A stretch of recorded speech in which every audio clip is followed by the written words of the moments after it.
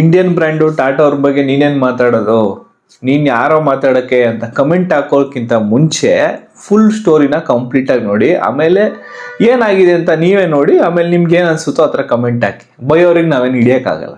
1-1.5 ವಾರದಲ್ಲಿ ಇಲ್ಲೇ ನಮ್ಮ ಮನೆ ಹತ್ರನೇ ನಾನು ನಮ್ಮ ಫ್ಯಾಮಿಲಿನ ಒಂದು ಹಾಸ್ಪಿಟ್ಲಿಗೆ ಕರ್ಕೊಂಡು ಹೋಗ್ಬೇಕಾರೆ ಮೇನ್ ರೋಡ್ ಹತ್ರ ಏನಾಗುತ್ತೆ, ಒಂದು ಚಿಕ್ಕ ಆಕ್ಸಿಡೆಂಟ್ ಆಗುತ್ತೆ. ಆಕ್ಸಿಡೆಂಟ್ ಆದಾಗ ನಾನು ಟಾಟಾ ಪಂಚ್ ಗಾಡಿ ತೊಗೊಂಡಿದ್ದೀನಿ, 3 ವರ್ಷದಿಂದ ಗಾಡಿ ಓಡಿಸ್ತಾ ಇದ್ದೀನಿ, ಒಂದು 20,000ವರೆಗೂ ಡ್ರೈವ್ ಕೂಡ ಮಾಡಿದ್ದೀನಿ. ನನ್ನ ಗಾಡಿನ ನಾನು ಮೇನ್ ರೋಡಲ್ಲಿ ಡ್ರೈವ್ ಮಾಡ್ಬೇಕಾದ್ರೆ ಒಂದು ಬೈಕ್ ನನಗೆ ಗಾಡಿ ಹಿಟ್ ಆಗುತ್ತೆ. DRLs ನೀವು ನೋಡ್ತಿರ್ಬೋದು ಈ ವಿಡಿಯೋಲಿ ಕೂಡ, ಇಷ್ಟು ಸ್ವಲ್ಪ ಡ್ಯಾಮೇಜ್ ಆಗುತ್ತೆ. DRLs ಡ್ಯಾಮೇಜ್ ಆಗುತ್ತೆ, ಸ್ವಲ್ಪ ಪೇಂಟ್ ಎಲ್ಲ ಹೊರಗಡೆದು ಕಿತ್ಕೊಬರುತ್ತೆ. ಆದರೆ ಬೈಕ್ ಅವ್ರಿಗೆ ಅವ್ರಿಗೂ ಸ್ವಲ್ಪ ಗಾಡಿ ಅವ್ರ ಇಂಡಿಕೇಟರ್ ಎಲ್ಲ ಹೊಡೆದೋಗಿ, ಆ ವಿಡಿಯೋ ನನ್ನ ಹತ್ರ ಇಲ್ಲ, ಬಟ್ ಅವ್ರಿಗೂ ಸ್ವಲ್ಪ ಡ್ಯಾಮೇಜ್ ಆಗುತ್ತೆ ಗಾಡಿ. ಆಮೇಲೆ ಅವರು ಅವ್ರ ಪಾಡಿಗೆ ಹೋಗ್ತಾರೆ, ನಾವು ಇನ್ಶೂರೆನ್ಸ್ ಕವರ್ ಮಾಡ್ಕೊಂತೀವಿ, ನಾವು ನನ್ನ ಪಾಡಿಗೆ ಬರ್ತೀನಿ. ನಾನೇನು ಬರ್ತೀನಿ, ಒಂದು 2-3 ಗಂಟೆ ಆದಮೇಲೆ ಗಾಡಿ ತೊಗೊಂಡೋಗಿ ನಮ್ಮನೆ ಹತ್ರ ಇರೋ ಟಾಟಾ ಸರ್ವಿಸ್ ಸ್ಟೇಷನ್ಗೆ ಹೋಗ್ತೀನಿ. ಅಲ್ಲಿ ಬಾಡಿ ಶಾಪ್ ಅವ್ರೇನು ಕೆಲಸ ಮಾಡ್ತಾರೆ ಅವರಿಗೆ ಕೊಡ್ತೀನಿ. ಅವ್ರಿಗೆ ಕೊಡ್ಬೇಕಾದ್ರೆ ಅವರು ಇನ್ಶೂರೆನ್ಸ್ನ ಬರಿಬೇಕಾಗುತ್ತೆ. ಇನ್ಶೂರೆನ್ಸ್ ಬರಿಬೇಕಾದ್ರೆ ಏನಾಗುತ್ತೆ, ಅಲ್ಲೊಂದು ಸ್ವಲ್ಪ ಪ್ರಾಬ್ಲಮ್ ಆಗುತ್ತೆ. ಏನು ಪ್ರಾಬ್ಲಮ್ ಆಗುತ್ತೆ ಅಂದರೆ, ನಾನು ಅವ್ರದ್ದು ಟೈಅಪಲ್ಲಿ ಇನ್ಶೂರೆನ್ಸ್ಗಳಿರ್ತಲ್ಲ, ಅದೇ ಇನ್ಶೂರೆನ್ಸ್ನ ತೊಗೊಂಡಿರ್ತೀನಿ. ಅದು ರಾಯಲ್ ಸುಂದರಮ್ದು ಇನ್ಶೂರೆನ್ಸ್ ತೊಗೊಂಡಿರ್ತೀನಿ. ಈಗ ಇನ್ಶೂರೆನ್ಸ್ ಏನಾಗುತ್ತೆ, ಅಲ್ಲಿ ಏನು ಘಟನೆ ನಡೀತು ಅಂತ ಬರಿಬೇಕಾಗತ್ತೆ. ಸೊ ಏನು ಘಟನೆ ಅಂದರೆ, ಹೇಗಾಯಿತು ಇನ್ಸಿಡೆಂಟು, ನೀವೇ ಗುದ್ದಿದ್ರಾ, ಅವರೇ ಗುದ್ದಿದ್ರಾ, ಅಥವಾ ಬಸ್ ಅವ್ರು ಗುದ್ದಿದ್ರಾ, ಟ್ರ್ಯಾಕ್ಟರ್ ಗುದ್ದಿದ್ರಾ, ಬೈಕ್ ಅವ್ರು ಗುದ್ದಿದ್ರಾ ಅಂತ ಬರಿಬೇಕಾಗತ್ತೆ. ನಾನು ಬರೆಯಕ್ಕೆ ಹೋಗ್ತೀನಿ. ಈ ಥರ ಒಂದು ಹೋಗ್ತಿದ್ದೆ ಮೇನ್ ರೋಡ್ ಹೋದಾಗ ಏನು ಮಾಡ್ತಾನೆ, ಫಾಸ್ಟಾಗಿ ಒಬ್ಬ ಬೈಕ್ ಅವ್ನು ಬರ್ತಾನೆ, ಗುದ್ಬಿಟ್ಟು ಹೋಗ್ಬಿಡ್ತಾನೆ ಅಂತ ಬರಿಬೇಕು ಅಂತ ಹೋಗ್ತೀನಿ. ಆದರೆ ಅಲ್ಲಿರೋ ಸರ್ವಿಸ್ ಅವರು, ಟಾಟಾ ಸರ್ವಿಸ್ ಅವ್ರು ಏನು ಮಾಡ್ತಾರೆ, ಇಲ್ಲ ಸರ್ ಈಗ ಬರೆಯಕ್ಕೆ ಹೋಗ್ಬಿಡಿ, ಆಮೇಲೆ ಬೇರೆ ತೊಂದರೆ ಆಗುತ್ತೆ, ಆಟೋ ಅಂತ ಬರೀರಿ ಅಂತಾರೆ. ನಾನು ಆಟೋ ಅಂತ ಯಾಕೆ ಬರೆಯಕ್ಕೆ ಹೋಗ್ಲಿ, ಆಮೇಲೆ ಯಾಕೆ ಬೇಕು ಸವಸ್, ಆಮೇಲೆ ಥರ್ಡ್ ಪಾರ್ಟಿ ಕ್ಲೇಮ್, ಅಥವಾ ಅವ್ರು ಬೈಕ್ ಅವ್ರು ಬಂದು ವಾಪಸ್ ಕ್ಲೇಮ್ ಮಾಡಿದ್ರೆ, ಅಥವಾ ಬೇರೆ ರೀತಿ ಪ್ರಾಬ್ಲಮ್ ಆದರೆ, ಯಾಕಂದರೆ ಬೆಂಗಳೂರು ಅಂದರೆ ಎಲ್ಲ ಕಡೆ CCTV ಇರುತ್ತೆ, ಅವ್ರು ಬಂದು ಕ್ಲೇಮ್ ಮಾಡೋದು ನಾನೇನು ಮಾಡಲಿ ಅಂತ ನಾನೇನು ಮಾಡ್ತೀನಿ, ಇಲ್ಲ ಸರ್ ನಂಗೆ ಬರೆಯಲ್ಲ ಅಂತ ನಾನು ಮನ್ಸು ಒಪ್ಪಲ್ಲ. ನಾನೇನು ಮಾಡ್ತೀನಿ, 2-3 ಜನ ಫ್ರೆಂಡ್ಸಿಗೆ ಕಾಲ್ ಮಾಡಿ ಕೇಳ್ತೀನಿ, ಏನಪ್ಪ ಈ ಥರ ಕೇಳ್ತವ್ರೆ, ನನಗೆ ಗೊತ್ತಿರೋದು ಬೈಕು, ಅದು ರಾಯಲ್ ಎನ್ಫೀಲ್ಡ್ ಬೈಕು, ಇವ್ರು ನೋಡ್ರೆ ಆಟೋ ಅಂತ ಬರೀ ಅಂತಾರೆ, ಏನು ಮಾಡಲಿ, ಆಟೋದು ನಂಬರ್ ಕೇಳಿದ್ರೆ, ಅಥವಾ ನಂಬರ್ ಪ್ಲೇಟ್ ನಂಬರ್ ಕೇಳಿದ್ರೆ ಏನು ಮಾಡಲಿ, ಆ ಥರ ಏನು ಪ್ರಾಬ್ಲಮ್ ಆಗಲ್ಲ ಮಗ, ನೀನು ಯಾವುದೇ ಕಾರಣಕ್ಕೂ ಆಟೋದೆಲ್ಲ ಬರೆಯೋಕೆ ಹೋಗ್ಬಿಡ, ಬೈಕ್ನೇ ಬರೆದ್ಬಿಡು, ಏನಿದೆ ಇನ್ಸಿಡೆಂಟ್ ಅದನ್ನೇ ಬರಿ ಅಂತ ಕೂಡ ಒಂದಿಬ್ರು ಸಜೆಸ್ಟ್ ಮಾಡ್ತಾರೆ. ಇನ್ನೊಬ್ರು ಏನಾಗಲ್ಲ ಆಟೋನೇ ಬರಿ ಅಂತ ಕೂಡ ಹೇಳ್ತಾರೆ. ಅದು ನನ್ನ ಮನ್ಸು ಒಪ್ಪಲ್ಲ. ನಾನು ಹೋಗಿ ಬೈಕ್ ಅಂತಾನೆ ಬರಿತೀನಿ, ಈ ಥರ ಇನ್ಸಿಡೆಂಟ್ ಆಯಿತು ಅಂತ ಬರಿತೀನಿ, ಕೊಟ್ಬಿಡ್ತೀನಿ. ನಾನು ಕೊಟ್ಟಿದ್ದು ಕಾರು ಟಾಟಾ ಸರ್ವಿಸ್ ಅವ್ರಿಗೆ 1-1.5 ವಾರದಿಂದ. ನಾನು ಅನ್ಕೊಂಡೆ ಒಂದು 5-6 ಸಾವಿರ ರೂಪಾಯಿ ಮುಗಿಬೋದು ಅಂತ. ಆಮೇಲೆ 1-1.5 ವಾರ ಆಗುತ್ತೆ.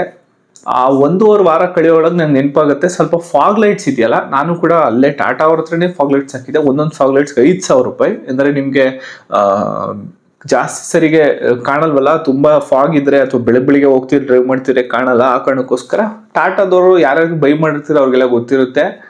ಟಾಟಾದವ್ರು ಹೆಡ್ಲೈಟ್ ಇರ್ಬೋದು, DRLs ಇರ್ಬೋದು, ಅಷ್ಟೊಂದು ಸ್ಟ್ರಾಂಗ್ ಇಲ್ಲ, ಅಷ್ಟೊಂದು ಚೆನ್ನಾಗಿ ಕಾಣಲ್ಲ, ಕತ್ಲೆಲ್ಲ ಸ್ವಲ್ಪ ಡಿಮ್ ಅನಿಸುತ್ತೆ.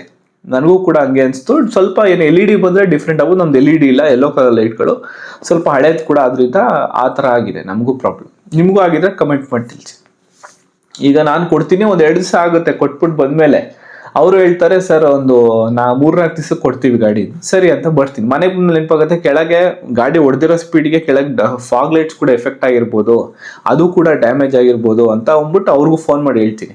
ಅವಾಗ ಅವರು ನೆಕ್ಸ್ಟ್ ಡೇ ಒಂದು 2 ದಿವಸ ಬಿಟ್ಬಿಟ್ಟು ಇನ್ಶೂರೆನ್ಸ್ ಕ್ಲೇಮು ರಾಯಲ್ ಸುಂದರಮ್ ಅವರು ಬಂದು ಚೆಕ್ ಎಲ್ಲ ಮಾಡ್ತಾರೆ. ಅವರು ನಂದು ಏನಿದೆ ಎಲ್ಲ ಕೇಳ್ತಾರೆ, ಥರ್ಡ್ ಪಾರ್ಟಿ ಏನಾದರೂ ಇದೆಯಾ ಅಂತ ಕೇಳ್ತಾರೆ. ಇಲ್ಲ ಸರ್ ಥರ್ಡ್ ಪಾರ್ಟಿ ಆ ಥರ ಏನೂ ಇಲ್ಲ, ಆ ಥರ ಡ್ಯಾಮೇಜ್ ಏನು ಥರ್ಡ್ ಪಾರ್ಟಿ ಅವ್ರಿಗೇನು ಡ್ಯಾಮೇಜ್ ಅಂದರೆ, ಯಾರಾದರೂ ನಿಮ್ಗೆ ಗುದ್ದಿರ್ತಿರಲ್ಲ ಅವರೆಲ್ಲ ಥರ್ಡ್ ಪಾರ್ಟಿ ಆಗ್ತಾರೆ, ಅವ್ರಿಗೆ ಕ್ಲೇಮ್ ಆದರೆ ಅದು ಕೂಡ ಇದೇ ಕ್ಲೇಮ್ ಒಳಗೆ ಬರುತ್ತೆ.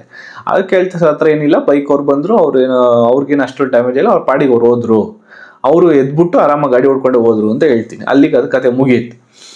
ಬಟ್ ಈಗೇನಾಗುತ್ತೆ, 3 ದಿವಸ ಆಗುತ್ತೆ. ಅವ್ರು ಹೇಳಿದ್ರಲ್ಲ 3 ದಿವಸ ಕೊಡ್ತೀವಿ ಅಂತ, 3 ದಿವಸ ಕೊಡಲಿಲ್ಲ ಟಾಟಾದವ್ರ ಕಾರಣ. ಆಮೇಲೆ 6 ದಿವಸ ಆಗುತ್ತೆ, ಸರ್ ಕೊಡ್ತೀರಾ ಸರ್, ಸರಿನಾ ಪಾರ್ಟ್ಸ್ ಬಂದಿಲ್ಲ ಅಂತ ಹೇಳ್ತಾರೆ. ನೋಡಿ, ಟಾಟಾ ಪಂಚು ಏನಿಲ್ಲ ಅಂದರೂ ಆಲ್ಮೋಸ್ಟ್ ಹೈಯೆಸ್ಟ್ ಸೆಲ್ಲಿಂಗ್ ಇರೋ ಟೈಮಲ್ಲಿ ನಾನು ತೊಗೊಂಡಿದ್ದು. ತಿಂಗಳಿಗೆ ಅವ್ರು 30-40 ಸಾವಿರ ಗಾಡಿ ಮಾರೋರೇನೋ.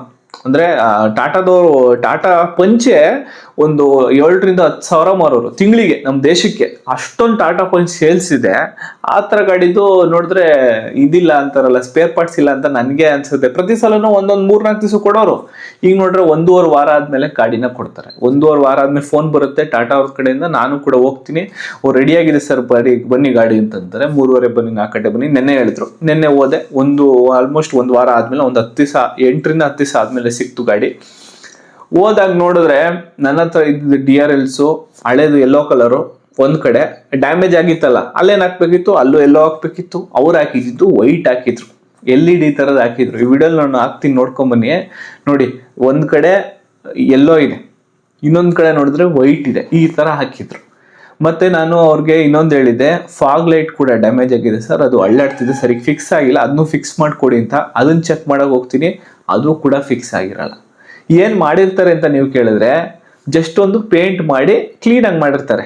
ಏನೋ ಸ್ವಲ್ಪ ಗಲೀಜಾಗಿ ಒಂದ್ ಸ್ವಲ್ಪ ಡ್ಯಾಮೇಜ್, ಅವ್ರದ್ದು ಬಾಡಿ ರಬ್ಬಾದಾಗ ರಾಯಲ್ ಎನ್ಫೀಲ್ಡ್ ಸ್ವಲ್ಪ ಗಲೀಜ್ ಅಂದ್ರೆ ಅವ್ರ ಪೇಂಟ್ ಬಿದ್ದುಬಿಟ್ಟಿರ್ತಲ್ಲ, ಆ ಪೇಂಟ್ ಕ್ಲೀನ್ ಮಾಡಿ ಮಾಡ್ಯಾರ, ರೀಪೇಂಟ್ ಮಾಡ್ಯಾರ ಅಂತ ಹೇಳ್ತಾರೆ. ನನಗಂತೂ ಅಷ್ಟೊಂದು ಡಿಫ್ರೆನ್ಸ್ ಕಾಣ್ಲಿಲ್ಲ. ಹೋಗೋಷ್ಟೊತ್ತಿಗೆ ಫಾಗ್ ಲೈಟ್ಸು ಅದೇನು ಅಳ್ಳಾಡ್ತಿತ್ತು, ಹಾಳಾಗೋ ಸ್ವಲ್ಪ ಡ್ಯಾಮೇಜ್, ಅದೇಂದ್ರು ಹಂಗೆ ಡ್ರೈವ್ ಮಾಡಿದ್ರೆ ನಾನು ತಗೊಂಡೋಗಿ ಫಾಗ್ ಲೈಟ್ಸ್ನ ಅದು ಬಿದ್ದೋಗಿರುತ್ತಿತ್ತು. 10,000 ರೂಪಾಯಿ ನನಗೆ ಡ್ಯಾಮೇಜ್ ಆಗಿರೋದು. ಎರಡನೇದು ಆ DRLs ಒಂದು ಹಳದಿ ಒಂದು ಎಲ್ಲೋ, ಜನ ನೋಡ್ರೆ ನಗೋರು. 1 ವಾರ ಕಾಯಿಸಿದ್ರು. ಆಮೇಲೆ ಹೋಗಿ ನಾನು ವಿಡಿಯೋ ಹಿಂಗೆ ಮಾಡ್ಕೊಂಡು ತೋರಿಸಿದಾಗ ಅವ್ರೇನು ಮಾಡ್ತಾರೆ ಅವಾಗ, ಓ ತಡಿ ಈ ಥರ ಆಯ್ತಾ ಅಂದ್ಬಿಟ್ಟು ವಾಪಸ್ ತೊಗೊಂಡೋಗ್ತಾರೆ. ಆಮೇಲೆ ಆ ಫಾಗ್ ಲೈಟ್ಸ್ ಚೇಂಜ್ ಮಾಡ್ಕೊಂಡ್ ಬಂದ್ಬಿಡ್ತಾರೆ. ಈಗ ಹೊಸ ಫಾಗ್ ಲೈಟ್ಸ್ ಹಾಕಿದ್ರು, ಇನ್ಯಾರ್ದೋ ಕಾರ್ ಕಿತ್ತಾಕಿದ್ರು, ನಮ್ಗೆ ಹೆಂಗ್ ಗೊತ್ತಾಗುತ್ತೆ? ಅದಕ್ಕೆ ನಾನು ಕೇಳ್ತೀನಿ, ಬಿಲ್ ಇದೆಯಾ ಕೊಡಿ. ಇಲ್ಲ ಸರ್ ಇದರಲ್ಲಿ ಇದೆ ಅಂದ್ಬಿಟ್ಟು 1,000 ರೂಪಾಯಿನ ಒಂದು ಕಟ್ಟಿಸ್ಕೊಂಡು ನಂತರ ಹೋಗ್ಬಿಡ್ತಾರೆ. ಟೋಟಲ್ ಬಿಲ್ ನನಗಾಗಿದ್ದು ಬಾಡಿ ಶಾಪು ಅದೆಲ್ಲ ಕಡೆಯಿಂದ 9,000 ರೂಪಾಯಿ ಬಿಲ್ ಆಗಿತ್ತು. ಆ 9,000 ರೂಪಾಯಿ 8,000 ರೂಪಾಯಿ ಸದ್ಯ ಇನ್ಶೂರೆನ್ಸ್ ಅವ್ರು ಕವರ್ ಮಾಡಿಕೊಟ್ರು. ಅದೇ ರಾಯಲ್ ಸುಂದರಂ ಇದೆಯಲ್ಲ, ನೀವೇನಾದ್ರು ಟಾಟಾ ಕಾರ್ ತೊಗೊಂತಿದ್ರೆ ರಾಯಲ್ ಸುಂದರಂ ತೊಗೊಳ್ಳಿ. ಯಾಕೆಂದ್ರೆ ಬೇರೆ ಟೈಅಪ್ ಇಲ್ದಾರೆ ತೊಗೊಂಡ್ರೆ ನಿಮಗೆ ಯಾಕೋ ಅಥವಾ ಬೇರೆ ತೊಗೊಂತೀರ ನಿಮ್ಮ ಅನಿಸಿಕೆ. ಬಟ್ ಟೈಅಪ್ ಇರೋ ತೊಗೊಂಡ್ರೆ ನಿಮ್ಗೆ ಈಸಿ ಆಗುತ್ತೆ ಕೆಲಸಗಳು. ಶೋರೂಮ್ಗೆಲ್ಲ ಹೋದ್ರೆ, ಸರ್ವಿಸ್ಗೆ ಹೋದಾಗ ಈಸಿ ಆಗುತ್ತೆ. ಜೊತೆಗೆ ನಾನು ಕಾರ್ ಕೊಟ್ಟಾಗ ಸ್ವಲ್ಪ ಮಟ್ಟ ಕ್ಲೀನ್ ಆದ್ರೂ ಇತ್ತು.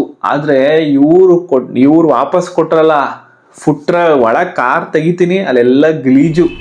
ಆಮೇಲೆ ಮೇಲ್ಗಡೆ ಎಲ್ಲ ಫುಲ್ಲು ಧೂಳು.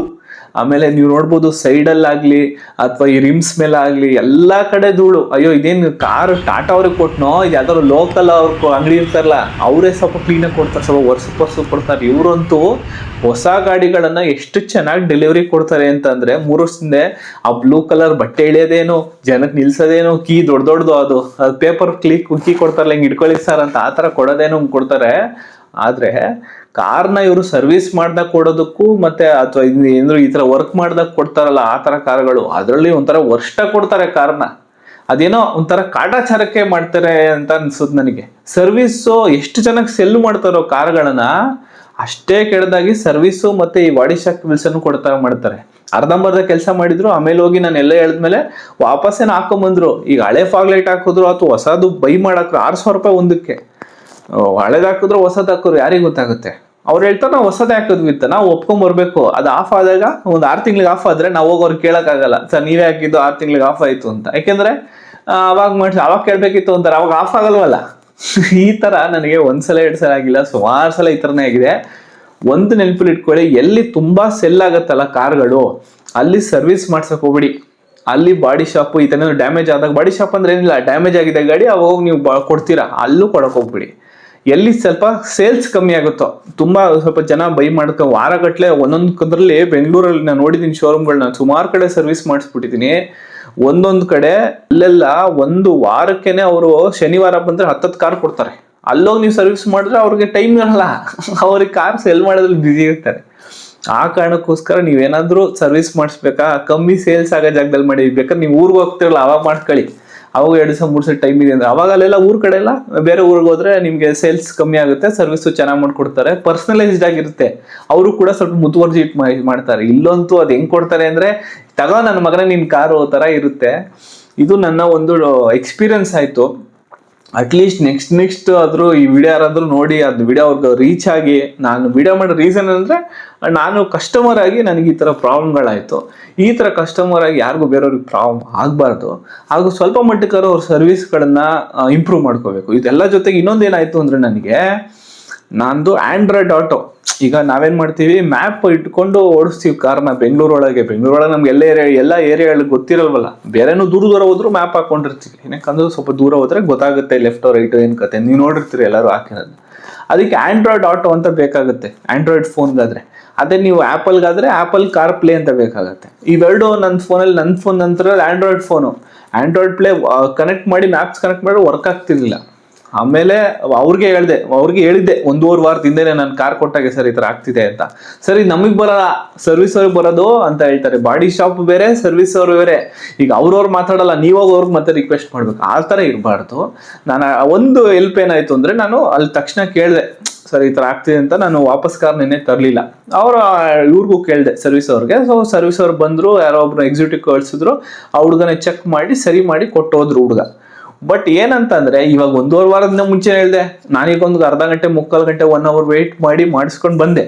ಅದೇನು ತೊಂದರೆ ಇಲ್ಲ, ನಂಗೆ ಫ್ರೀ ಇದ್ದೇನೆ ಮಾಡಿಸ್ಕೊಂಡು ಬಂದೆ. ಆದ್ರೆ ನಾವು ಮುಂಚೆ ಹೇಳಿದ್ದು ಅವ್ರಿಗೆ ಏನಾದ್ರು ಬರ್ದು ಕೊಟ್ಟಿದ್ದಾಗಲಿ, ಸರ್ವಿಸ್ ನಮಗೆ ಪ್ರಾಬ್ಲಮ್ ಇದೆ ಅಂತ ಹೇಳಿದಾಗ ಇಬ್ರು ಸರ್ವಿಸ್ ಅವರಾಗ್ಲಿ ಬಾಡಿ ಶಾಪ್ ಅವರಾಗ್ಲಿ ಮಾತಾಡ್ಕೊಂಡು ನಮಗೊಂದು ಸೊಲ್ಯೂಷನ್ ಕೊಟ್ರೆ ನಮಗೂ ಕೂಡ ಹೆಲ್ಪ್ ಆಗುತ್ತೆ. ಎಲ್ಲದನ್ನೂ ನಾವ್ಯಾಗೆ ಹೋಗಿ ಅಪ್ರೋಚ್ ಮಾಡಿಸ್ಕೊಬೋದು. ಯಾಕೆಂದ್ರೆ ನಿಂತ್ಕೊಂಡು ಮಾಡಿಸಿದ್ರೆ ಎಲ್ಲ ಕೆಲಸ ಆಗುತ್ತೆ. ಆದರೆ ನಮ್ಮ ಕಸ್ಟಮರ್ ಆಗಿ ಈಗ 1 ಲಕ್ಷ ಕಾರ್ ತೊಗೊಂತಿದ್ರೆ ನಿಮ್ಮ ಎಕ್ಸ್ಪೆಕ್ಟೇಷನ್ ಏನು? ಸರ್ವಿಸ್ ಚೆನ್ನಾಗಿ ಮಾಡ್ಕೊಡ್ಬೇಕು. ಈ ಕಾರ್ ತೊಗೋಬೇಕಾದ್ರೆ ಇರೋ ಏನೋ ಫುಲ್ಲು ಉಸಾಬ್ರಿ ಆಗಲಿ, ಕಾರ್ ತೊಗೋಬೇಕಾಗಿರೋ ಫುಲ್ಲು ಅವರು ಕೊಡೋದ್ಬೇಕಾದ್ರೆ ಸರ್ ಅಂದ್ಕೊಂಡು ಕೊಡೋದಾಗ್ಲಿ ಎಲ್ಲ ಸೂಪರು. ಅದನ್ನೇ ಸ್ವಲ್ಪ ಸೇಲ್ಸ್ ಆದಮೇಲೆ ಸರ್ವಿಸಲ್ಲಾಗಲಿ, ಬಾಡಿ ಶಾಪ್ ವರ್ಕಲ್ಲಾಗಲಿ, ಅಥವಾ ನಮ್ಗೇನೇ ಡ್ಯಾಮೇಜ್ ಆದಾಗ ಹೋಗ್ತೀವಲ್ಲ ಬಾಡಿ ಶಾಪ್ಗೆ ಅಲ್ಲಾಗಲಿ ಮಾಡಿದ್ರೆ ಜನರು ಕೂಡ ಖುಷಿಯಾಗಿರ್ತಾರೆ ಅನ್ನೋದು ನನ್ನೊಂದು ಅಭಿಪ್ರಾಯ ಅಂತ ಹೇಳ್ತಾ ವಿಡಿಯೋ ಇಲ್ಲಿಗೆ ಮುಗಿಸ್ತೀನಿ. ನಿಮ್ಗೆ ಏನು ಅನ್ನಿಸ್ತು ಅಂತ ಕೂಡ ಕಮೆಂಟ್ ಮಾಡಿ ತಿಳಿಸಿ. 3 ವರ್ಷದ ಟಾಟಾದು ಒಂದು ಪ್ರೌಡ್ ಓನರ್ ಕೂಡ ನಾನು. ಯಾಕೆಂದ್ರೆ 20 ಸಾವಿರ ಕಾರ್ ಓಡಿಸಿನಿ, ಎಲ್ಲೂ ಯಾವತ್ತು ನಿಂತಿಲ್ಲ, ಏನು ತೊಂದರೆ ಆಗಿಲ್ಲ, ಏನು ಡ್ಯಾಮೇಜು ಚಿಕ್ಕಪುಟ್ಟ ಬೇರೆಯವರಿಂದ ಆಯ್ತು ಪ್ರಾಬ್ಲಮ್ ಆಗಿರ್ಬೋದು ನಾವು ಕಾರ್ ಓಡಿಸ್ಬೇಕಾದ್ರೆ ಹೊರತು ಕಾರಿಂದ ನಮ್ಗೇನು ಪ್ರಾಬ್ಲಮ್ ಆಗಿಲ್ಲ. ಕಾರ್ ನಮಗೆ ಸೇಫ್ಟಿ ಅಂತೂ ಕೊಟ್ಟಿದೆ. ಟಾಟಾ ಕಾರು ಸೇಫ್ಟಿಗಂತೂ ನಂಬಲೇಬೇಕು. ಇಂಜಿನ್ ಹೇಳ್ತಾರೆ ಒಂದ್ ಸ್ವಲ್ಪ ಏನೋ ವಯಸ್ಸಾಗ್ತಾ ಇಂಜಿನ್ ತುಂಬಾ ಸೌಂಡ್ ಬರುತ್ತೆ. 10 ವರ್ಷ ಓಡಿಸಿದ್ರೆ 8 ವರ್ಷ, ನಾನೀಗ 3 ವರ್ಷ ಓಡಿಸ್ತೀನಿ, ಈಗ 4ನೇ ವರ್ಷ. ಇಲ್ಲಿವರೆಗೂ ನಮ್ಗೇನು ಆ ಥರ ಪ್ರಾಬ್ಲಮ್ ಬಂದಿಲ್ಲ. ಅದು ಬಿಟ್ರೆ ಸ್ವಲ್ಪ ಇವಾಗ ಹೊಸ ಕಾರ್ಗಳು ಟಾಟಾಗಳು ನಾವು ಶೋರೂಮ್ ಅಲ್ಲಿ ನೋಡಿದಾಗ ಏನನ್ಸುತ್ತೆ ಅಂತಂದ್ರೆ, ಅಯ್ಯೋ ಈ ಕಾರ್ ನಾವು ತಗೊಬೇಕಿತ್ತು, ನೆಕ್ಸ್ಟ್ ಈ ಕಾರ್ ನಾವು ತಗೊಬೇಕಿತ್ತಲ್ಲ, ಸೊ ಸ್ವಲ್ಪ ದಿವಸ ವೆಯ್ಟ್ ಮಾಡ್ಬೇಕಿತ್ತು ಅಂತ ಅನ್ಸೋ ಕಾರ್ಗಳೆಲ್ಲ ಬಿಟ್ಟಿದ್ದಾರೆ. ಅದು ನಮ್ಗೆ ಒಳ್ಳೆ ಖುಷಿ ವಿಚಾರ. ಅದು ಸಿಯಾರ ಕೂಡ ಬರ್ತಾ ಇದೆ, ನೀವು ನೋಡ್ತಿರ್ಬೋದು. ಅದು ಎಲ್ಲ ನೋಡ್ರೆ ಟಾಟಾದವ್ರು ನಿಜವಾಗ್ಲೂ ತುಂಬಾನೇ ಮುಂದುವರೆದಿದ್ದಾರೆ. ಟಾಟಾ ಇಂಡಿಕಾಯಿಂದ ಇವಾಗ ನೋಡ್ರೆ ತುಂಬಾ ಮುಂದುವರೆದಿದ್ದಾರೆ. ಮುಂದೇನು ಸೇಲ್ಸ್ ಅಲ್ಲಿ ಎಷ್ಟು ಚೆನ್ನಾಗಿ ಮಾಡ್ತಿದ್ದಾರೆ, ಚೆನ್ನಾಗಿ ಸೇಲ್ ಮಾಡ್ತಿದ್ದಾರೆ, ಅದೇ ತರ ಸರ್ವಿಸು ಮಾಡ್ಲಿ ಅನ್ನೋದು ನನ್ನೊಂದು ಅಭಿಪ್ರಾಯ ಅಂತ ಹೇಳ್ತಾ ನೆಕ್ಸ್ಟ್ ವಿಡಿಯೋ ನಾನು ನಿಮ್ಗೆ ಸಿಗ್ತೀನಿ.